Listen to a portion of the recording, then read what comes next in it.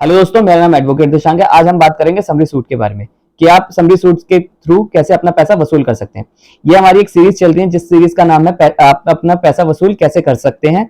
उसका आज ये पार्ट 2 है। इससे पहले हमने चेक बाउंस के बारे में बात करा था कि चेक बाउंस के थ्रू आप अपना पैसा कैसे वसूल कर सकते हैं, जिसका लिंक डिस्क्रिप्शन बॉक्स में दे रखा है। तो चलिए शुरू करते हैं। तो अब बात करते हैं समरी सूट आपका कैसे किस सेक्शन में फाइल करा जाता है। समरी सूट आपका ऑर्डर 37 ऑफ सीपीसी के तहत सिविल प्रोसीजर कोड के तहत फाइल करा जाता है। अब ये कब मेंटेनेबल होता है, कब नहीं मेंटेनेबल होता है, उसके बारे में बात करते हैं। तो देखिए, ये आपका तभी मेंटेनेबल है जब आपने जिससे पैसे लेने हैं उसके बीच में आपके बीच में कोई रिटर्न एग्रीमेंट हुआ, कोई चेक था, यानी कि उसने आपने उसे माल दिया और बदले में उसने आपको कोई चेक दिया, या आपके पास कोई बिल ऑफ एक्सचेंज हो या कोई हुंडी हो। तो इसमें ये बात हमेशा याद रखिएगा कि इन्हीं चीजें होंगी तभी आप अपना क्लेम कर सकते हैं। ओरली सबमिशन पे, ओरल कॉन्ट्रैक्ट पे आप अपना पैसा वसूल समरी सूट में नहीं कर सकते। अब इसमें एक और चीज है कि आप कितना पैसा वसूल कर सकते हैं। जितना आपने उससे क्लेम करना है उतना ही पैसा आप उससे रिकवर कर सकते हैं। जैसे मान लीजिए मेरे को अब एक पार्टी से 5 लाख रुपए लेने हैं। अब उसके मेरे और बीच में एक रिटर्न एग्रीमेंट हुआ है कि आप को मैं 6 तारीख को 5 लाख रुपए दे दूंगा, तो वो 6 तारीख को मुझे 5 लाख रुपए दे देगा। अगर मान लीजिए उसने 6 तारीख को पैसे नहीं दिए तो 7 तारीख को मैं उसके ऊपर केस डाल देता हूं। अब मैं उससे कितने पैसा रिकवर कर सकता हूं? इंटरेस्ट क्लेम कर सकता हूं? नहीं, क्योंकि हमारे एग्रीमेंट में कोई इंटरेस्ट की बात नहीं हुई थी, तो मैं उससे अभी इंटरेस्ट नहीं क्लेम कर सकता। और कोर्ट मैं जो समरी सूट डालूंगा इंटरेस्ट के बेस पे नहीं डालूंगा, तो मैं उसके ऊपर कितने का केस डालूंगा? सिर्फ 5 लाख का, जितना एग्जैक्ट अमाउंट है उतना। बट मान लीजिए अगर एग्रीमेंट में लिखा हुआ है कि अगर मैंने 6 तारीख को पैसा नहीं दिया तो आप जितने दिन के डिले होगा उसके ऊपर 2-2 हजार रुपए लेते रहेंगे, तो मैं इंटरेस्ट क्लेम उससे कर सकता हूं, क्योंकि हमारे एग्रीमेंट में इंटरेस्ट क्लेम का क्लॉज था। यानी कि अगर आपके एग्रीमेंट में या आपने पहले प्री डिसाइडेड में रिटर्न में लिख रखा है, एक्सप्रेसली लिख रखा है कि आप इतना अमाउंट इंटरेस्ट पे ले सकते हैं, तभी आप इंटरेस्ट क्लेम कर सकते हैं समरी सूट में। अदरवाइज आप समरी सूट में नहीं इंटरेस्ट क्लेम नहीं कर सकते। बट हाँ, कोर्ट जब इन दी एंड आपको लिटिगेशन चार्जेस जब तक आपका केस चलता है तब तक आपका पैसा इंटरेस्ट के हिसाब से 6% के तक या 6% से कम तक इंटरेस्ट देती है। अब बात करते हैं ये केस फाइल कहां होगा। जहां डिफेंडेंट रहता है वहां पर भी केस फाइल हो सकता है, जहां कॉज ऑफ एक्शन अराइज हुआ वहां पर भी केस फाइल हो सकता है, जहां डिफेंडेंट का बिजनेस है या उसकी कोई ब्रांचेस है वहां पर भी केस फाइल हो सकता है। यहाँ पर समझने की बात है, कॉज ऑफ एक्शन की बात है। मान लीजिए एक हरियाणा की पार्टी है, हरियाणा की पार्टी ने दिल्ली में आके ऑर्डर प्लेस करा है, तो यहाँ पर कॉज ऑफ और उसने फिर मेरा पैसा देना बंद कर दिया। ठीक है, तो अब यहाँ पर क्या है, कॉज ऑफ एक्शन अराइज कहां हुआ? दिल्ली में, तो मैं यहाँ दिल्ली से भी केस फाइल कर सकता हूँ। तो ये तो बात हो गई कि आप प्लेस टेरिटोरियल जुडिक्शन की बात हो गई। अब बात करते हैं पेक्यूनियरी जुडिक्शन। किस जज के पास फाइल होगा? सीनियर सिविल जज के पास फाइल होगा या डीजे के पास फाइल होगा? देखिए, अगर मान लीजिए आपका क्लेम यानी कि डिफॉल्ट जो है वो 3 लाख रुपए से कम तक का है या 3 लाख तक का है, तो आपका जो क्लेम होगा वो आपका सीनियर सिविल जज के पास फाइल होगा। पर अगर आपका क्लेम 3 लाख से लेके 2 करोड़ तक का है, यानी कि 3 लाख से ऊपर या 3 लाख 2 करोड़ तक का है, तो आपका क्लेम जो है वो आपका डीजे यानी कि बड़ी कोर्ट में फाइल होगा। और अगर 2 करोड़ से ऊपर का डिफॉल्ट है तो आप सीधा हाई कोर्ट भी जा सकते हैं दिल्ली में। और ये स्टेट टू स्टेट आपका चेंज होता रहता है। यूपी में आपका पेक्यूनियरी जुडिक्शन अलग है जजेस के हिसाब से। अब बात करते हैं आपका कोर्ट फीस के बारे में। इसमें देखिए कोर्ट फीस जरूर जाएगी। जैसे अभी हमने बताया था कि 5 लाख का केस है, तो 5 लाख पे आपका दिल्ली में तो 7,000 कुछ कोर्ट फीस जाती है। अब कोर्ट फीस जो है वो 7,000 कुछ जाती है दिल्ली में, यूपी में थोड़ी ज्यादा है। और तो कोर्ट फीस भी आपका स्टेट टू स्टेट चेंज होती रहती है, कितने आपके अमाउंट के ऊपर लगती है। उसके बाद अब इसमें देखिए क्या है।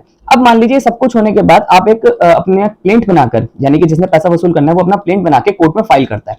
और जब वो अपना कोर्ट में केस फाइल करता है तो सामने कोर्ट जो होती है वो सामने वाली पार्टी को नोटिस इशू करती है, समन्स या नोटिस इशू करती है। अब सामने वाली पार्टी, यही इसमें समरी सूट में एक स्पेशल चीज है कि सामने वाली पार्टी को जैसे नोटिस रिसीव होंगे, जैसे मान लीजिए उसे 1 जनवरी को नोटिस रिसीव हुए, तो अब उसे डिफेंडेंट को यानी कि जिसपे केस हुआ है उसको 1 जनवरी से लेकर 10 जनवरी के बीच में अपनी मीम ऑफ अपीयरेंस फाइल करनी है कोर्ट के अंदर, जिस कोर्ट के पास वो केस चल रहा है।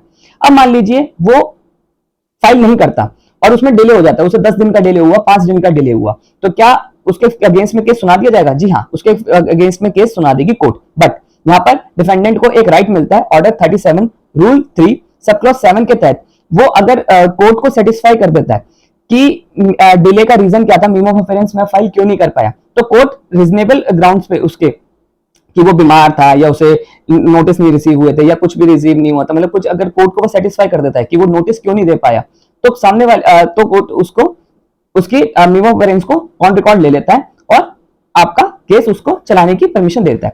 इसके बाद मान लीजिए उसके मीम ऑफ अपीयरेंस उसने टाइम पे फाइल कर दिया या उसकी कंटिन्यूएशन ऑफ डिले की एप्लीकेशन अलाउ कर देती है कोर्ट। अब क्या होगा? अब उसके बाद यहाँ पर सामने वाली जिसने केस करा है प्लेंटिफ को यहाँ पर समरी फॉर जजमेंट फाइल करना है।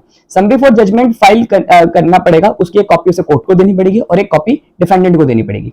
जब ये डिफेंडेंट को कॉपी मिल जाएगी तो डिफेंडेंट यहाँ पर अपनी लीव टू डिफेंड फाइल करेगा। अब देखिए लीव टू डिफेंड क्या है? लीव टू डिफेंड यानी कि मैंने आपको पहले बताया कि समरी सूट में आपका डिफेंडेंट के पास बहुत, यानी कि जिस पे केस हुआ है उसके पास बहुत कम राइट होते हैं।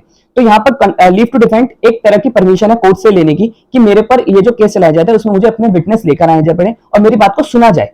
तो ये कोर्ट को वो सेटिस्फाई करेगा, लीव टू डिफेंड में बताएगा। जैसे कि मान लीजिए कोई एग्रीमेंट था, तो एग्रीमेंट में वो ये बताएगा कि एग्रीमेंट फ्रॉड है, इस एग्रीमेंट पे मैंने साइन नहीं करे थे, जितना अमाउंट है उतना तो अमाउंट लेना ही नहीं है। जो भी बात है आपके जो डिफेंस है, बेसिकली आप क्या डिफेंस लेना चाहते हैं प्लेंटिफ के अगेंस्ट, उन सारे डिफेंसेस को वो अपने लीव टू डिफेंड में लिखेगा। अब मान लीजिए अगर उसकी लीव टू डिफेंड अलाउ हो जाती है तो क्या होता है? तो अगर उसकी लीव टू डिफेंड अलाउ हो जाती है तो डिफेंडेंट को 1 महीने के अंदर आपका रिटर्न स्टेटमेंट फाइल करना पड़ेगा। बट मान लीजिए अगर उसकी लीव टू डिफेंड आपकी कैंसिल हो जाती है तो समरी फॉर जजमेंट जो प्लेंटिफ ने फाइल करा था, कोर्ट उसके फेवर में केस सुना देगी, प्लेंटिफ के फेवर में, और अगेंस्ट द डिफेंडेंट केस सुना देगी। अब मान लीजिए उसकी लीव टू डिफेंड अलाउ हो जाती है तो यहाँ पर उसे रिटर्न स्टेटमेंट देना पड़ेगा। अब ये एक ऑर्डिनरी सूट की तरह चलने लग गया। ऑर्डिनरी सूट की तरह क्यों? क्योंकि अब ये इसकी जो प्रोसीडिंग्स है वो एक ऑर्डिनरी सूट की तरह चलने लग जाएगी। अब यहाँ पर क्या है कि अब होगा प्रोसिक्यूशन प्लेंटिफ एविडेंस होगा। प्लेंटिफ एविडेंस का मतलब क्या है? यानी कि जिसने केस करा है वो अपने सारे डॉक्यूमेंट्स लेकर आएगा, उसको सामने वाली पार्टी का वकील जो है वो उससे क्रॉस एग्जामिन करेगा। जैसे मान लीजिए ये प्लेंटिफ है और ये डिफेंडेंट है, तो डिफेंडेंट का वकील जो होगा वो इससे सवाल जवाब करेगा, इससे या इसके विटनेस से सवाल जवाब करेगा। ये होता है प्रोसिक्यूशन एविडेंस की स्टेज। जब प्रोसिक्यूशन एविडेंस की स्टेज खत्म हो जाएगी फिर आपका डिफेंडेंट एविडेंस की स्टेज चलेगी। यहाँ पर जो डिफेंस है यानी कि जो डिफेंडेंट है वो अपने एविडेंस लेकर आएगा, वो बताएगा कि नहीं ये बंदे उस वक्त मौजूद थे, ये सब थे और इन्होंने देखा था ये एग्रीमेंट फ्रॉड है। जो भी उसका डिफेंस है उसके रिलेटेड सबूत लेकर आएगा। तो इसके विटनेस और इसका क्रॉस एग्जामिनेशन कौन करेगा? सामने वाली पार्टी करेगी। सामने वाली मतलब यानी कि जिसने केस करा अब वो करेगी।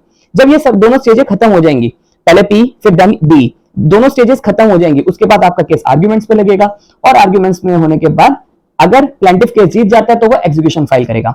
एग्जीक्यूशन फाइल में क्या होता है कि आप सामने वाली पार्टी या तो उसके ऊपर रेट ऑफ इंटरेस्ट लगाएगी, उसके नाम पे जितने भी प्रॉपर्टी के एसेट्स है कुर्की करेंगे, उसके जितने भी एसेट्स है उसको बेच के आपका पैसा दिया जाएगा। अगर उसकी कोई सैलरी है तो उसकी सैलरी अटैच कर दी जाएगी, मतलब यानी कि उसका सामान बेच बचा के आपका किसी तरह से पैसा वसूल आपका दिलवाया जाएगा। ये होती है एग्जीक्यूशन की स्टेज। अब ये हमारी वीडियो, अब एक चीज मैं आपको और भी बताना चाहता हूँ कि जैसे मान लीजिए हमने पहली वीडियो में चेक बाउंस के बारे में बात करा था, तो हमने बताया था कि वो आपको 1 महीने में फाइल करना है, ये वो चीज नहीं हो पाती तो आपका वो केस जो है सिविल रिकवरी में चला जाएगा। और सिविल रिकवरी आप अपने अमाउंट से जिस दिन से डिफॉल्ट हुआ है उस दिन के बाद से 3 साल तक में आप अपना अमाउंट रिकवर कर सकते हैं। तो समरी सूट आपको 3 साल में date from the date of the default, जिस दिन मान लीजिए अगर 6 तारीख से उसने कहा था कि 6 तारीख को आपको पैसे देगा, ठीक है, यानी कि उस दिन से लेके 3 साल आप लगा लीजिए, 3 साल तक के बीच में आप कभी भी अपना केस डाल सकते हैं। 3 साल का टाइम निकल गया तो आप केस नहीं डाल सकते। आज के लिए इतना ही, थैंक यू।